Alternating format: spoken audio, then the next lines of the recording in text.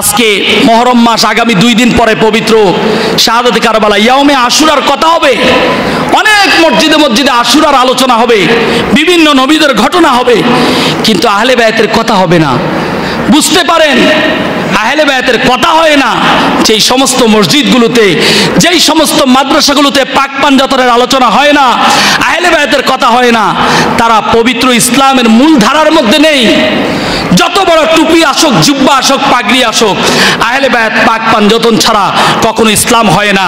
যে ইসলামের দাওয়াত দিয়ে আপনাদের এই জাঙ্গির এলাকাতে ঘুমিয়ে আছেন বাবা শাহ শাহ হুজুর, এই পাক পাঞ্জাতনের তরি ধরে উনি এই জায়গার মানুষের কাছে আহলে বায়াতের কথা ছড়িয়ে দিয়ে তিনি এই জায়গার এই মাজার শরীফে ঘুমিয়ে আপনাদের এই রূপগঞ্জবাসীকে ধন্য করেছে। চিৎকার করে বলি সুবহানাল্লাহ।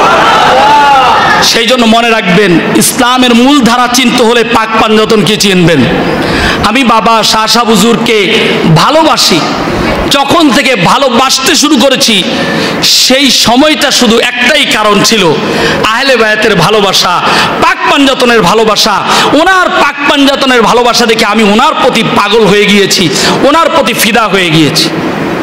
সত্যিকার অর্থে যার ভিতরে পাক পাঞ্জাতন আহলে বায়াতের ভালোবাসা আছে, আপনি বুঝবেন সে প্রকৃত ঈমানদার, প্রকৃত ইসলামের মধ্যে আছে।